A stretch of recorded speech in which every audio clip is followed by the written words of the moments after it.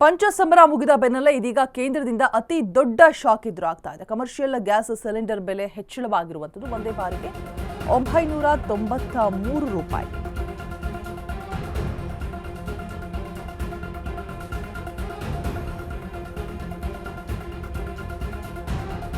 ಒಂದೇ ಬಾರಿಗೆ 993 ರೂಪಾಯಿ ಹೆಚ್ಚಿಸಿದೆ. ಈಗ ಒಂದು ಕಮರ್ಷಿಯಲ್ ಸಿಲಿಂಡರ್ ಬೆಲೆ 3153 ರೂಪಾಯಿ. 2028 ರೂಪಾಯಿಂದ ಏಕದಮ್ 3153 ರೂಪಾಯಿ. ಇನ್ನು ಮುಂದೆ ಹೋಟೆಲ್ ತಿಂಡಿ ಕಾಫಿ ಇನ್ನಷ್ಟು ದುಬಾರಿ ಆಗೋದು ಫಿಕ್ಸ್. ಎಲ್ಲ ರೇಟ್ಗಳು ಕೂಡ ಡಬಲ್ ಆಗುತ್ತೆ. ಪಂಚಸಮರ ಮುಗಿದ ಬೆನ್ನಲ್ಲೇ ಇದೀಗ ಕೇಂದ್ರದಿಂದ ಅತಿ ದೊಡ್ಡ ಶಾಕ್ ಎದುರಾಗ್ತಾ ಇರುವಂಥದ್ದು. ಕಮರ್ಷಿಯಲ್ ಗ್ಯಾಸ್ ಸಿಲಿಂಡರ್ ಬೆಲೆಗೆ ಭಾರಿ ಏರಿಕೆ ಹೆಚ್ಚಳವಾಗಿದೆ. ಸೊ ಒಂದೇ ಬಾರಿಗೆ 993 ರೂಪಾಯಿ ಹೆಚ್ಚಿಸಿದಂತಹ ಮೋದಿ ಸರ್ಕಾರ ಈಗ ಒಂದು ಕಮರ್ಷಿಯಲ್ ಸಿಲಿಂಡರ್ ಬೆಲೆ 3153 ರೂಪಾಯಿ ಇದೆ. 2028 ರೂಪಾಯಿಂದ ಏಕದಮ್ ಈಗ 3153 ರೂಪಾಯಿಗೆ ಏರಿಕೆ ಆಗಿರುವಂಥದ್ದು. ಇನ್ನು ಮುಂದೆ ಹೋಟೆಲ್ ತಿಂಡಿ ಕಾಫಿ ಇನ್ನಷ್ಟು ದುಬಾರಿ ಆಗುವಂಥದ್ದು ಫಿಕ್ಸ್. ಎಲ್ಲ ರೇಟ್ಗಳು ಕೂಡ ಡಬಲ್ ಆಗಿದೆ.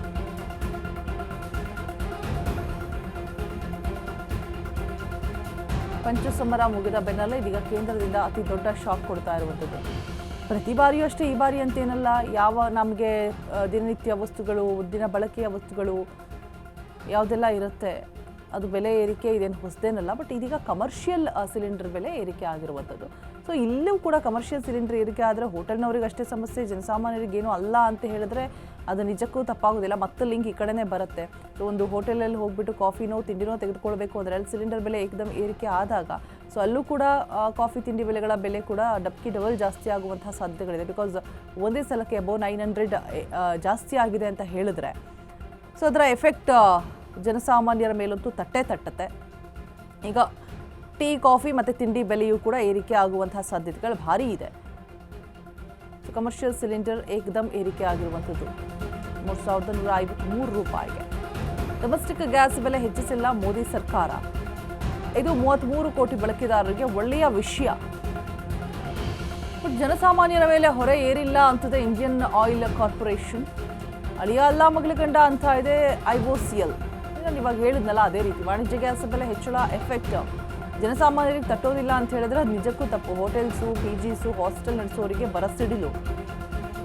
ಬಟ್ ಅಗೈನ್ ಅಲ್ಲಿ PG ರೆಂಟ್ ಆಗಿರ್ಬೋದು, ಕಾಫಿ ತಿಂಡಿ ಬೆಲೆ ಆಗಿರ್ಬೋದು ಜಾಸ್ತಿ ಆಗುತ್ತೆ. ಡೊಮೆಸ್ಟಿಕ್ ಗ್ಯಾಸ್ ಬೆಲೆ ಹೆಚ್ಚಿಲ್ಲ ಅಂತ ಹೇಳ್ಬಿಟ್ಟು ಒಂದು ಕಡೆ ಮೋದಿ ಸರ್ಕಾರ ಸಮರ್ಥನೆಯನ್ನು ಮಾಡಿಕೊಂಡ್ರೆ 33 ಕೋಟಿ ಬಳಕೆದಾರರಿಗೆ ಒಳ್ಳೆಯ ವಿಷಯ ಆಗಿರ್ಬೋದು. ಬಟ್ ಡೈಲಿ ಆಚೆ ಕಡೆ ಫುಡ್ ತಿನ್ನೋರಿಗೆ ಹೊಡೆತ ಬಿದ್ದೇ ಬೀಳುತ್ತೆ. ಜನಸಾಮಾನ್ಯರ ಮೇಲೆ ಹೊರೆ ಅಲ್ಲ ಅಂತ ಹೇಳ್ತಾ ಇದ್ದಾರೆ. ರಳಿಯ ಅಲ್ಲ ಮಗಳ ಗಂಡ ಇದು. IOCL ಕೂಡ ಅದೇ ರೀತಿ ಹೇಳ್ತಾ ಇರುವಂಥದ್ದು. ವಾಣಿಜ್ಯ ಗ್ಯಾಸ್ ಬೆಲೆ ಹೆಚ್ಚಳದ ಎಫೆಕ್ಟ್ ಜನಸಾಮಾನ್ಯರಿಗೆ ತಟ್ಟೋದಿಲ್ಲ ಅಂತ ಹೇಳಿದ್ರೆ ತಪ್ಪಾಗುತ್ತೆ. ತಟ್ಟುತ್ತೆ. ಹೋಟೆಲ್ಸ್ ಆಗಿರ್ಬೋದು, PGs ಆಗಿರ್ಬೋದು, ಹಾಸ್ಟೆಲ್ ನಡೆಸೋರಿಗೆ ಸಮಸ್ಯೆ. ಜೊತೆಗೆ ಮಂತ್ಲಿ ರೆಂಟನ್ನ ಪೇ ಮಾಡಬೇಕಲ್ವಾ, ಅದರಲ್ಲಿ ಮತ್ತೆ ಹೆಚ್ಚಳ ಮಾಡ್ತಾರೆ. ಇದು 33 ಕೋಟಿ ಬಳಕೆದಾರರಿಗೆ ಒಳ್ಳೆಯ ವಿಷಯ ಅಂತ ಅಂದರೆ ಅದು ತಪ್ಪಾಗತ್ತೆ. ಮೋದಿ ಸರ್ಕಾರ ಹೇಳ್ತಾ ಇರುವಂಥದ್ದು. ಮತ್ತೆ ಎಗೈನ್ ಎಫೆಕ್ಟ್ ತಟ್ಟೆ ಜನಸಾಮಾನ್ಯರಿಗೂ ಕೂಡ. ಈಗ ಆಚೆ ತಿನ್ನೋರು, ಮನೆಯಲ್ಲಿ ಅಡುಗೆ ಮಾಡೋರು ದಿನನಿತ್ಯ ಅವ್ರಿಗೆ ಬೆಂಗಳೂರಿನಲ್ಲಂತೂ ತೀರಾ ವಿರಳ. ಬಿಕಾಸ್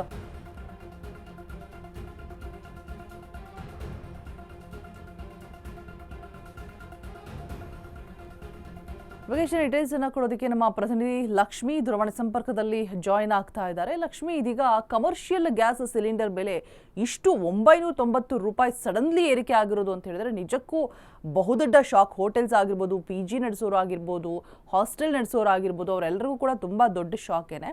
ಬಟ್ ಇದು ಜನಸಾಮಾನ್ಯರಿಗೆ ಎಫೆಕ್ಟ್ ಆಗಲ್ಲ ಅಂತ ಮೋದಿ ಸರ್ಕಾರ ಹೇಳ್ತಾ ಇದೆ. ಬಟ್ ಇದು ನಿಜಕ್ಕೂ ತಪ್ಪು ಅಂತ ಅನ್ಸುತ್ತೆ. ಬಿಕಾಸ್ ಯಾಕೆ ಅಂತ ಹೇಳಿದ್ರೆ ಆಚೆ ಕಡೆ ಫುಡ್ ತಿನ್ನೋರು ಆಗಿರ್ಬೋದು, ಟೀ ಕಾಫಿ ಬೆಲೆ ಆಬ್ವಿಯಸ್ಲಿ ಜಾಸ್ತಿ ಆಗೇ ಆಗುತ್ತೆ. ಇನ್ನು PG ಹೋಟೆಲ್ಗಳಲ್ಲೂ ಕೂಡ ಮಂತ್ಲಿ ರೆಂಟ್ ಕೂಡ ಜಾಸ್ತಿ ಮಾಡ್ತಾರೆ. ಸೊ ಅಪ್ಡೇಟ್ಸ್ ಏನಿದೆ, ಜನಸಾಮಾನ್ಯರ ಪ್ರತಿಕ್ರಿಯೆ ಏನಾದರೂ ಕೊಟ್ಟಿದ್ದಾರಾ? ಅವ್ರಿಗೆ ಹೊಡೆತ ಬೀಳಲ್ಲ ಅಂತಂದ್ರೆ ನಿಜಕ್ಕೂ ತಪ್ಪಾಗತ್ತೆ ಲಕ್ಷ್ಮಿ. ಎಸ್ ರೋಜಾ, ಈಗಾಗ್ಲೇನು ಕಳೆದ ಒಂದ್ ತಿಂಗಳಿಂದಲೂ ಸಹ ಗ್ಯಾಸ್ ವಿಚಾರದಲ್ಲಿ ಒಂದಲ್ಲ ಒಂದು ರೀತಿಯಲ್ಲಿ ಗೊಂದಲದಲ್ಲಿ ಇರುವಂತಹದ್ದು. ಅದರಲ್ಲೂ ಹೋಟೆಲ್ ಉದ್ಯಮಕ್ಕೆ ಭಾರಿ ಹೊಡೆತ ಬಿದ್ದಿರುವಂತಹದ್ದು ಸಿಲಿಂಡರ್ ವಿಚಾರದಲ್ಲಿ. ಸೊ ಆದ್ರೂ ಸಹ ಹೇಗೋ ಒಂದ್ ರೀತಿಯಲ್ಲಿ ಈ ಸೌದೆಯನ್ನ ಬಳಕೆ ಮಾಡೋದ್ರ ಮುಖಾಂತರವಾಗಿ ಏನು ಅಡ್ಗೆನ ಮಾಡ್ಕೊಂಡು ಹೋಟೆಲ್ ಅನ್ನ ನಡ್ಸ್ಕೊಂಡು ಹೋಗ್ತಾ ಇದ್ರು. ಆದ್ರೆ ಇವತ್ತು ಏನು ಏಪ್ರಿಲ್ 1ನೇ ತಾರೀಕು ಒಂದ್ ರೀತಿಯಲ್ಲಿ ಅವರಿಗೆ ಮೇ 1ನೇ ತಾರೀಕು ಒಂದ್ ರೀತಿಯಲ್ಲಿ ಅವರಿಗೆ ಶಾಕ್ ಅನ್ನ ಕೊಟ್ಟಿರುವಂತಹದ್ದು. ಸೊ ಹೊಸದ ಅಂದ್ರೆ ಎಲ್ಲೋ ತಿಂಗಳ ಆರಂಭದಲ್ಲೇ ಅವರಿಗೆ ಒಂದ್ ರೀತಿಯಲ್ಲಿ ಶಾಕ್ ಅನ್ನ ಕೊಟ್ಟಿದ್ದಾರೆ. ಏನು ಸಂಪೂರ್ಣವಾಗಿ ಏನು ಕಮರ್ಷಿಯಲ್ ಸಿಲಿಂಡರ್ ದರವನ್ನ ಏರಿಕೆ ಮಾಡಿಲಾಗ್ತಿದೆ ಅಂತ ಹೇಳಿ. ಸೊ ಸುಮಾರು ಏನು ಕಳೆದ ಬಾರಿ ಅಂದ್ರೆ 2,078 ರೂಪಾಯಿವರೆಗೂ ಮುಂಚೆ ಸಿಗ್ತಾ ಇತ್ತು. ಈಗ ಸದ್ಯಕ್ಕೆ 3,000 ಮೇಲೆ ಏರಿಕೆ ಆಗಿರುವಂತಹದ್ದು. ಒಟ್ಟಾರೆಯಾಗಿ 991 ರೂಪಾಯಿ ಸದ್ಯಕ್ಕೆ ಏರಿಕೆ ಮಾಡಿರುವಂತಹದ್ದು. ಯಾವುದೇ ರೀತಿಯಾದಂತ ಮಾಹಿತಿಯನ್ನ ತಿಳಿಸಿಲ್ಲ, ಈ ವಿಚಾರವಾಗಿನೇ ಹೇಳಿಲ್ಲ. ಸಡನ್ ಆಗಿ ಕಮರ್ಷಿಯಲ್ ಸಿಲಿಂಡರ್ ಗ್ಯಾಸ್ ನ ದರವನ್ನ ಏರಿಕೆ ಮಾಡಿರುವಂತದ್ದು ಹೋಟೆಲ್ ಮಾಲೀಕರಿಗೆ ಒಂದು ರೀತಿಯಲ್ಲಿ ಇದೊಂದು ಶಾಕ್ ಅಂತಾನೆ ಹೇಳ್ಬೋದು. ಅದರಲ್ಲೂ ಇಲ್ಲಿ ಗೊಂದಲ ಇರುವಂತದ್ದು ಅಂತಂದ್ರೆ ಜನಸಾಮಾನ್ಯರಿಗೆ ಎಲ್ಲಿ ನಮಗ್ ಸಿಗುವಂತಹ ಗ್ಯಾಸ್ ದರವನ್ನು ಸಹ ಏರಿಕೆ ಆಯ್ತಾ ಅನ್ನುವಂತಹದ್ದೊಂದು ಗೊಂದಲ ಇದೆ. ಆದ್ರೆ ಸದ್ಯಕ್ಕೆ ಏರಿಕೆ ಆಗಿರೋದು ಕೇವಲ ಕಮರ್ಷಿಯಲ್ ಏನು ಸಿಗುತ್ತೆ, ವಾಣಿಜ್ಯ ಸಿಲಿಂಡರ್ಗಳು ಏನ್ ಸಿಗುತ್ತೆ ಅದರ ಬೆಲೆಯನ್ನ ಮಾತ್ರ ಏರಿಕೆ ಮಾಡ್ಲಾಗ್ತಾ ಇರುವಂತದ್ದು. ಕಾರಣಗಳನ್ನ ನಾವು ನೋಡ್ತಾ ಹೋದಾಗ ನಮ್ಗೆ ಗೊತ್ತಾಗುವಂತಹದ್ದು ಸಂಪೂರ್ಣವಾಗಿ ಏನು ವಾಣಿಜ್ಯ ಅಂದ್ರೆ ಮಧ್ಯಪ್ರಾಚ್ಯದ ಯುದ್ಧದ ಎಫೆಕ್ಟ್ ನಿಂದಾಗಿ ಏರಿಕೆ ಆಗಿರುವಂತಹದ್ದು ಒಂದ್ ಕಡೆ. ಸೊ ಇದರಿಂದ ಹೋಟೆಲ್ ಮಾಲೀಕರಿಗೆ ಮಾತ್ರ ಎಫೆಕ್ಟ್ ಆಗುತ್ತೆ, ಜನಸಾಮಾನ್ಯರಿಗೆ ಎಫೆಕ್ಟ್ ಆಗಲ್ಲ ಅನ್ನುವಂಥದ್ದು ಇದು ತಪ್ಪು. ಯಾಕೆಂತಂದ್ರೆ ಈಗ ಸಂಪೂರ್ಣವಾಗಿ ಯಾವ ರೀತಿಯಾಗಿ ದರದ ಏರಿಕೆ ಹೋಟೆಲ್ ಮೇಲೆ ಎಫೆಕ್ಟ್ ಬೀಳುತ್ತೋ, ಹೋಟೆಲ್ ಮಾಲೀಕರಿಗೆ ಎಫೆಕ್ಟ್ ಬೀಳುತ್ತೋ ಅದನ್ನ ಅವರು ದರದ ಮೇಲೆ ಹಾಕ್ತಾ ಹೋಗ್ತಾರೆ.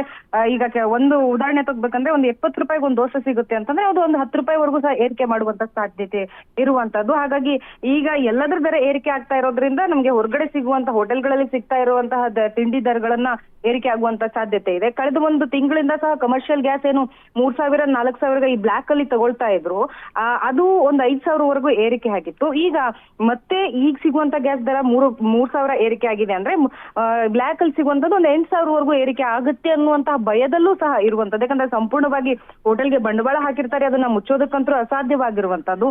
ಈ ನಿಟ್ಟಿನಲ್ಲಿ ಹೋಟೆಲ್ ಮಾಲೀಕರಿಗೂ ಸಹ ಒಂದ್ ರೀತಿಯಲ್ಲಿ ಒತ್ತಡ ಜೊತೆಗೆ ಏನು ಹೊರೆ ಆಗುತ್ತೆ. ಇದರಿಂದ ಇದು ಎಫೆಕ್ಟ್ ಮತ್ತೆ ಆಗುವಂತದ್ದು ಜನಸಾಮಾನ್ಯರಿಗೆ ಇದು ಎಫೆಕ್ಟ್ ಆಗುತ್ತೆ. ಜನಸಾಮಾನ್ಯರಿಗೆ ಈಗ ಏನೇ ತೆಗೆದುಕೊಳ್ಳಕ್ ಹೋಗ್ಬೇಕು ಅಂತಂದ್ರೆ ಮತ್ತೆ ದರ ಏರಿಕೆ ಆಗುವಂತದ್ದು. ಒಟ್ಟಾರೆಯಾಗಿ ದರ ಏರಿಕೆಯಿಂದ ಹೋಟೆಲ್ ಮಾಲೀಕರ ಸಂಘದವರು ಸಹ ಕೇಳ್ಕೊಳ್ತಾ ಇದ್ದಾರೆ. ಜೊತೆಗೆ ಏನೇ GST ಇದೆ ಅದನ್ನ 18% ಕಡಿಮೆ ಮಾಡ್ಬೇಕು ಅನ್ನುವಂತಹ ಮನವಿಯನ್ನ ಸಹ ಕೇಳ್ಕೊಳ್ತಾ ಇದ್ದಾರೆ. ಅದರ ಜೊತೆಗೆ ಈಗ ಕಸದಲ್ಲೂ ಸಹ ಏರಿಕೆ ಮಾಡಿದ್ದಾರೆ. ಸೊ ಈ ಎಲ್ಲಾ ನಿಟ್ಟಿನಲ್ಲೂ ನೋಡಿದ್ರೆ ಹೋಟೆಲ್ ಮಾಲೀಕರ ಏನು ಮಾಲೀಕರಿದ್ದಾರೆ ಅವರಿಗೆ ಒಂದ್ ರೀತಿಯಲ್ಲಿ ಹೊರೆ ಆಗ್ತಾ ಇರುವಂತದ್ದು. ರೋಜಾ. ರೈಟ್, ಥ್ಯಾಂಕ್ ಯು ಲಕ್ಷ್ಮಿ ತಮ್ಮೆಲ್ಲ ಡೀಟೇಲ್ಸ್ಗಾಗಿ.